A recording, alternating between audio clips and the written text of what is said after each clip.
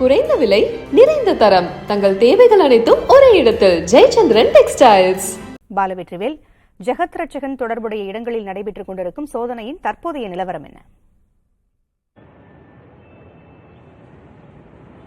திமுக நாடாளுமன்ற உறுப்பினரும் முன்னாள் மத்திய இணையமைச்சராக இருந்த ஜெகத் ரட்சகனுடைய இல்லத்தின் முன்புதான் நாம இப்ப இருக்கிறோம். அடையாறு இல்லத்துல தற்போது 10 வருமான வரித்துறை அதிகாரிகள் இன்று காலை 6:30 மணியிலிருந்து தொடர்ச்சியாக சோதனையும் விசாரணையும் நடத்தி வரார்கள்.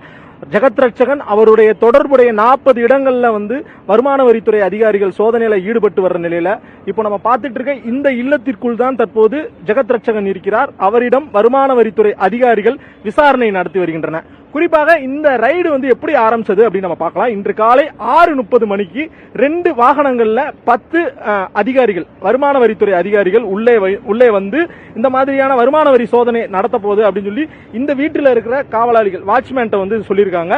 அவர்கள் முதல்ல உள்ள வர்றதுக்கு அனுமதி மறுத்த நிலையில தகவலை உள்ள போய் சொல்லியிருக்காங்க. சொன்ன உடனே ஜெகத் ரட்சகனுக்கு வருமான வரி சோதனை நடைபெறுகிறது அப்படிங்கிற ஒரு விவரம் தெரிய வருது.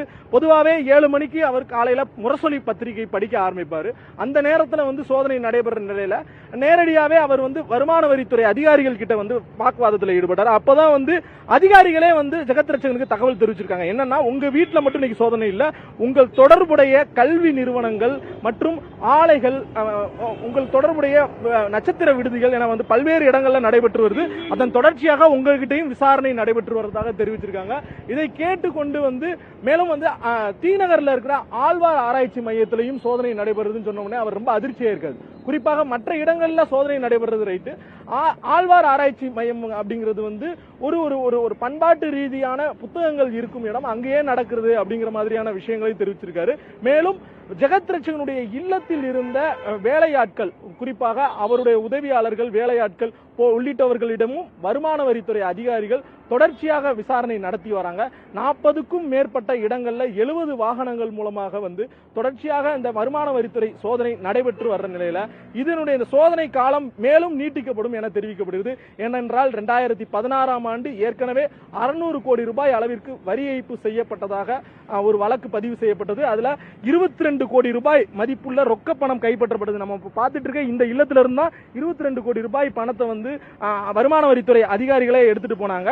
மேலும் 2020ஆம் வருடம் அமலாக்கத்துறை 89 கோடி ரூபாய் சொத்தை முடக்கி இருந்தார்கள். இந்நிலையில தான் 2019ஆம் ஆண்டு தேர்தலில் ஜெகத் ரட்சகன் 115 கோடி ரூபாய் சொத்து தனக்கு இருப்பதாக காட்டியுள்ளார். அவருடைய மனைவி அனுசியாவிற்கு 43 கோடி ரூபாய் சொத்து இருப்பதாகவும் தெரிவித்துள்ள நிலையில அவருடைய சொத்து விவரங்களை வைத்து வருமானம் எவ்வாறு அதிகரித்துள்ளது, முதலீடுகள் எவ்வாறு வந்துள்ளது, சட்டவிரோதமாக பண பரிவர்த்தனை நடைபெற்று வருகிறதா உள்ளிட்ட விவரங்களை வருமான வரித்துறை அதிகாரிகள் தொடர்ச்சியாக சேர்த்து வருகின்றனர். திமுகவை சேர்ந்த தொண்டர்கள் யாருமே அவர் வீட்டு பக்கம் வர வேண்டாம், அந்த பகுதிகளில் வர வேண்டாம், சோதனை நடைபெறும் என தெரிவிக்கிறார்கள். இந்நிலையில ஜெகத் ரட்சகனுடைய வழக்கறிஞர்கள் மற்றும் முக்கிய திமுக நிர்வாகிகள் மட்டும் இந்த பகுதிகளில் இருக்கிறாங்க.